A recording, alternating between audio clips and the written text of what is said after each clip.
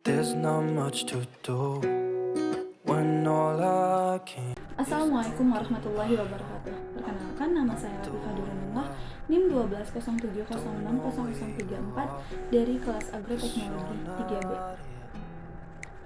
Sebelumnya, saya membuat video ini untuk memenuhi tugas mata kuliah praktikum dasar-dasar perlindungan tanaman tentang pengendalian hama terpadu, di mana saya akan menjelaskan tentang pengendalian secara fisik mekanik, yaitu membuat perangkap hama sederhana.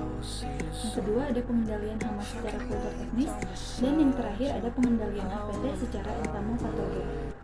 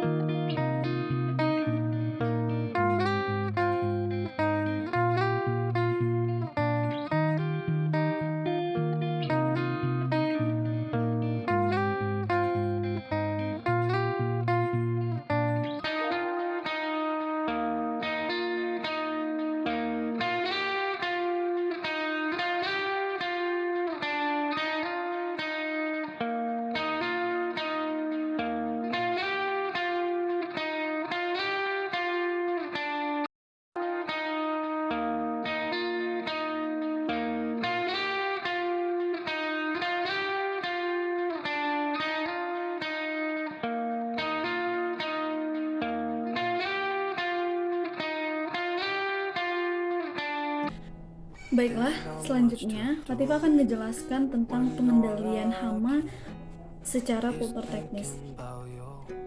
Sebelumnya, pada dasarnya itu pengendalian hama merupakan usaha atau tindakan manusia secara langsung maupun tidak langsung untuk mengusir, menghindari, dan membunuh spesies hama agar populasinya itu tidak mencapai aras yang secara ekonomi itu merugikan.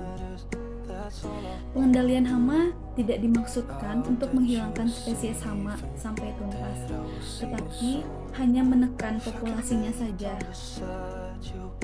yang secara ekonomi tidak merugikan. Oleh karena itu, taktik pengendalian apapun yang diterapkan dalam pengendalian hama haruslah tetap dapat dipertanggungjawabkan secara ekonomi dan secara ekologi. Dalam melaksanakan pengendalian organisme pengganggu, pemerintah telah mengaturnya dalam Undang-Undang Nomor 12 Tahun 1992 tentang Sistem Budidaya Tanaman. Dalam Undang-Undang Nomor 12 Tahun 1992 pada pasal 20 ditetapkan bahwa perlindungan tanaman itu ditetapkan dengan sistem pengendalian hama terpadu atau PHT. Undang-undang tersebut memberikan landasan dan dukungan hukum yang kuat bagi pelaksanaan dan penerapan konsep PHT pada umumnya dan pengurangan penggunaan pestisida pada khususnya. Pengendalian secara kultur teknis atau cultural control itu pada prinsipnya merupakan cara pengendalian dengan memanfaatkan lingkungan untuk menekan perkembangan populasi hama. Pengendalian ini merupakan pengendalian yang bersifat preventif, dilakukan sebelum serangan hama terjadi dengan tujuan agar populasi OPT atau organisme pengganggu tanaman tidak meningkat sampai melebihi ambang kendalinya. Ada beberapa hal yang perlu diperhatikan dalam pengendalian kultur teknis. Yang pertama, pengurangan kesesuaian ekosistem sanitasi, terus ada penghancuran atau modifikasi inang dan habitat pengganti, ada pengerjaan tanah, pengolahan air, gangguan komunitas, penyediaan berkembangnya penyakit, pergiliran tanaman, perkiraan lahan, penanaman serempak, penempatan jarak tanam, lokasi tanaman, dan memutuskan sinkronisasi antar tanaman dan penyakit. Pengendalian hama secara kultur teknis itu dapat meningkatkan kesehatan tanaman, penyiraman, pemupukan, pengendalian hama dan penyakit, serta pengganti media tumbuh itu adalah syarat untuk meningkatkan pertumbuhan tanaman. Nah, secara tidak langsung, kultur teknis yang baik dapat memantau keberadaan hama dan penyakit secara dini. Latifah mau ngejelasin tentang tadi yang harus diperhatikan itu seperti pengelolaan tanah. Nah, pengelolaan tanah ini setelah panen, larva-larva hama yang hidup di dalam tanah itu akan mati terkena alat-alat pengolahan seperti cangkul. Di samping itu, akibat lain dari pengolahan tanah ini akan menaikkan larva dan telur dari dalam tanah ke permukaan tanah. Dengan demikian, larva-larva dan telur larva itu akan dimakan burung atau mati terkena cahaya matahari. Terus ada sanitasi. Di sini sanitasi itu dengan membersihkan tempat-tempat yang kemungkinan digunakan oleh serangga untuk berkembang biak, berlindung, berbioflaus, maka perkembangan serangga yang menjadi hama tanaman itu dapat dicegah dengan adanya sanitasi. Pemupukan. Penggunaan pupuk menjadikan tanaman sehat dan lebih mudah mentoleransi serangga hama tanaman. Ada juga irigasi. Irigasi adalah pengolahan air itu dapat menghalangi perkembangan hama-hama tertentu. Akan tetapi, bila cara pengolahan air kurang tepat, itu dapat mengakibatkan peningkatan perkembangan populasi hama tanaman tersebut. Terus ada juga strip farming. Strip farming itu adalah serangan hama tertentu, itu tuh dapat diatasi dengan cara cat crop, yaitu bercocok tanam secara selang-seling antara tanaman yang berumur panjang dan yang berumur pendek. Nah, ada juga rotasi tanaman dan pengaturan waktu tanam, yaitu menanam tanaman yang berbeda-beda jenisnya dalam 1 tahun dapat memutus atau memotong daur hidup hama, terutama hama yang sifatnya monofagus atau satu jenis tanaman.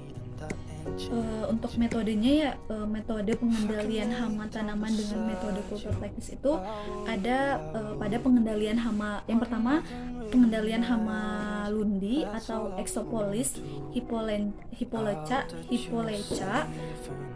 kultur teknis pada tanaman rempah dan obat. Nah, lundi merupakan hama yang bersifat polifag. Polifag. Selanjutnya itu ada metode pengendalian hama tanaman dengan metode kultur teknis. Yang pertama itu ada pengendalian hama lundi atau Exopolis hipoleca, kultur teknis pada tanaman rempah dan obat. Lundi merupakan hama yang bersifat polifag, di mana menyerang berbagai jenis tanaman termasuk tanaman rempah, obat, dan aromatik. Lebih dari sebagian hidup lundi itu ada di dalam tanah dan merupakan akar tanaman serta dapat mengakibatkan kematian tanaman.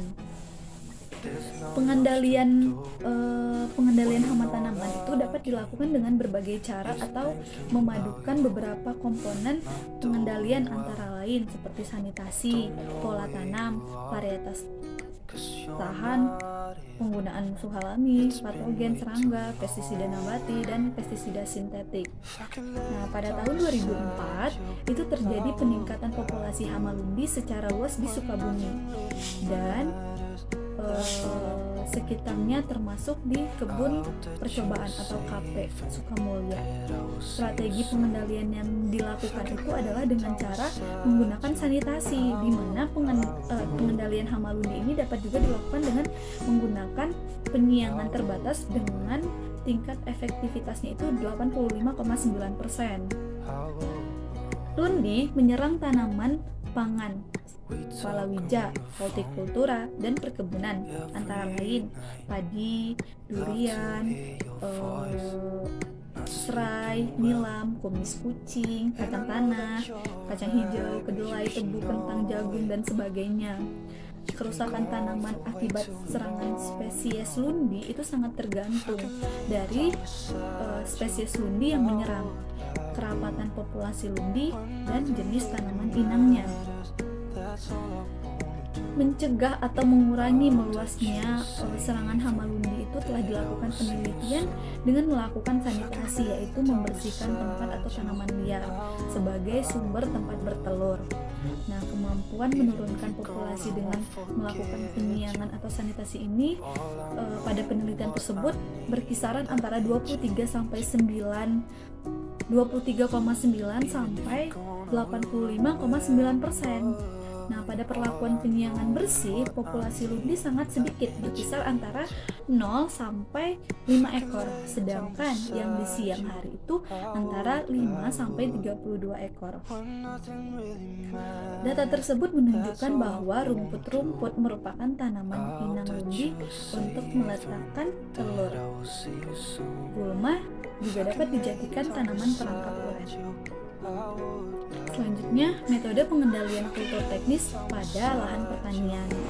Untuk menjaga agar pertanian terhindar dari hama, itu kita tuh dapat menerapkan metode kultur teknis. Yang pertama itu ada memilih lahan atau geografis.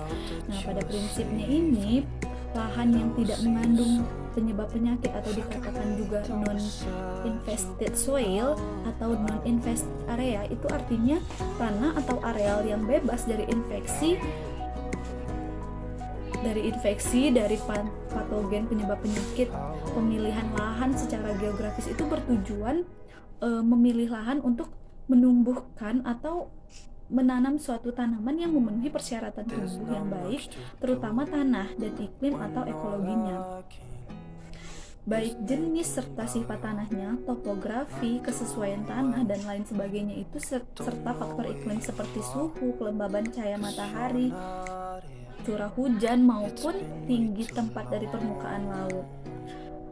Yang pertama itu pemilihan tanah untuk penanaman di daerah setempat atau juga memilih tanah yang masih baru. Nah, ini tuh dapat merupakan suatu langkah yang penting dalam menghindarkan tanaman dari organisme yang tergolong kepada root infecting, yaitu artinya yang menyerang akar tanaman. Terus ada crop rotation, di mana dengan melakukan pergiliran tanaman maka patogen-patogen tanah akan binasa atau putus siklus hidupnya karena mereka tidak dapat tahan bersaing dengan organisme tanah lainnya. Terus juga sanitasi. Di sini sanitasinya termasuk semua tindakan yang ditujukan untuk menggeliminir atau menindak serta mengurangi jumlah patogen yang ada di dalam suatu lapangan pertanaman, termasuk juga mungkin di gudang penyimpanan. Yang B itu ada pemakaian bibit atau benih yang tidak berpenyakit. Terus ada usaha lain termasuk pemeliharaan tanaman untuk mencegah penyakit seperti pemilihan tempat, di mana tempat-tempat tertentu tidak boleh ditanami dengan tanaman tertentu, misalnya karena adanya infeksi penyakit. Terus menyiapkan tanah pada umumnya itu penggarapan atau pengolahan tanah yang intensif akan menyebabkan berkurangnya penyakit tanaman yang akan ditanam. Terus ada penambahan kesuburan tanah, di mana mempertinggi kesuburan tanah dengan pemupukan yang seimbang akan mempertinggi ketahanan tanaman terhadap penyakit tertentu, terutama yang disebabkan oleh parasit-parasit lemah seperti serangan cendawan-cendawan yang menyebabkan mati ujung atau diebek. Dalam usaha meningkatkan produksi pangan, perlindungan tanaman itu mempunyai peranan penting dan menjadi bagian yang tidak dapat dipisahkan dari usaha tersebut. Perlindungan tanaman dapat membatasi kehilangan hasil oleh organisme pengganggu dan menjamin kepastian serta memperkecil risiko berproduksi. Mungkin itu yang dapat Latifah sampaikan tentang pengendalian hama secara kultur teknis. Mohon maaf apabila ada kesalahan. Wassalamualaikum warahmatullahi wabarakatuh. Selanjutnya Latifah akan menjelaskan tentang pengendalian secara entomopatogen.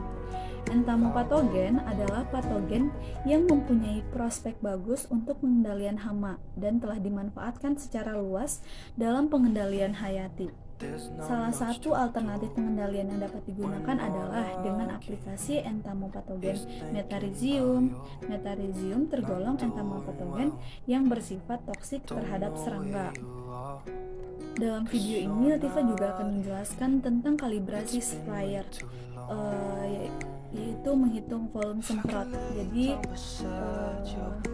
pada praktikum lain yang Latifah lakukan itu melakukan kalibrasi semprot, di mana hal-hal yang harus diketahui sebelum melakukan kalibrasi itu adalah kita harus tahu dulu lebar bidang semprot. Dilakukan pengujian dengan cara menyemprotkan alat semprot sebanyak 3 kali pengulangan, lalu ukur masing-masing lebar bidang semprot tersebut dalam satuan meter persegi. Yang kedua, kita juga harus tahu kecepatan curah, yaitu dapat dilakukan dengan pengujian penyemprotan air ke dalam gelas ukur selama 1 menit dalam satuan mili sebanyak 3 kali pengulangan. Yang ketiga, kecepatan jalan itu dilakukan dengan menyemprotkan di lapangan dengan air dengan menggunakan stopwatch yang digunakan untuk mengukur waktu yang dibutuhkan dalam penyemprotan satu petakan. Nah, satu petaknya itu berukuran 4 dikali 4 meter.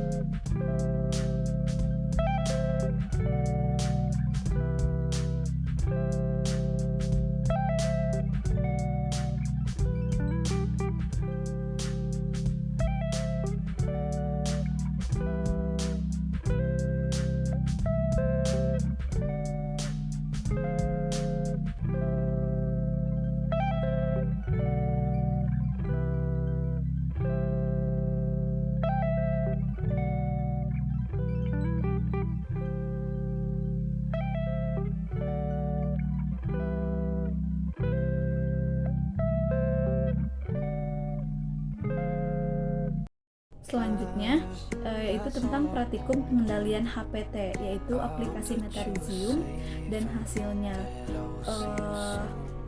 Di sini aplikasi Metarizium ini yang pertama lakukan pengeceran cendawan yang digunakan untuk pengendalian sampai tingkat pengeceran yang diperlukan.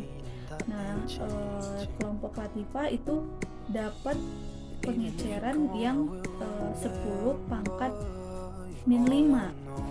Terus yang kedua itu ada aplikasikan Metarizium itu pada hama Ordo Homitetra. Kebetulan kelompok Latifah itu menggunakan jangkrik dan ulat bulu. Masing-masing itu berjumlah 5 ekor dari 2 jenis hama yang kita gunakan. Terus hama itu yang akan diuji dimasukkan ke dalam gelas yang berukuran sekitar segini, masing-masing itu 5, yang sudah diberi lubang ventilasi dan pakan. Nah, kalau kelompok Latifah itu gelasnya itu apa sih namanya, ditutupin dengan lapisan plastik bening yang terlihat, lalu kemudian dibolongin untuk ventilasinya dan diberi makan. Selanjutnya aplikasikan Metarizium itu disemprotkan ke hama dan pakannya. Jadi di dalam gelas itu Latifah semprotin cairannya itu yang tadi yang 10 pangkat min 5. Di situ kita amati dalam waktu 1 kali 24 jam selama 1 minggu. Nah, untuk hasil yang Latifah dapat itu, yang kelompok Latifah dapat pada hari pertama itu dia masih baik-baik aja sih, hamanya masih oke, masih aktif. Pada hari kedua itu 2 dari 5 jangkrik terlihat lemas, akan tetapi untuk ulat itu terlihat aktif karena berpencar menyusuri gelas. Jadi di gelasnya itu mereka merayap si ulat-ulatnya itu. Terus hari ketiga jangkrik telah mati, 3 jangkrik telah mati, dan untuk ulat juga mati 2. itu bau udah mulai muncul dari jangkriknya ya. Terus pada ulat itu ada kayak lendir-lendir merah gitu. Nah, hari keempat ulat maupun jangkrik semuanya tuh mati. Pada jangkrik terdapat belatung banyak banget gitu, dan pada ulat terdapat lendir berwarna merah yang tadi Latifah bilang. Kemudian pengamatan telah selesai dilakukan pada hama tersebut. Berikut dokumentasinya.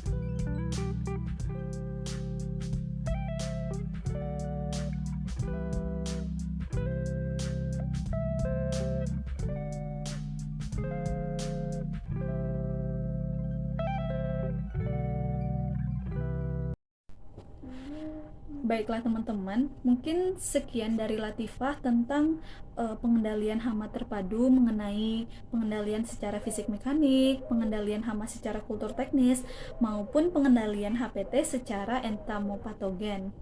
Mohon maaf apabila ada kesalahan, kurang lebihnya Latifah undur diri. Wassalamualaikum warahmatullahi wabarakatuh.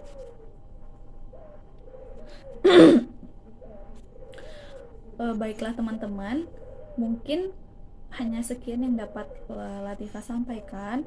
Mohon maaf apabila ada kesalahan. Lebih kurangnya Latifah mohon maaf. Wassalamualaikum warahmatullahi wabarakatuh.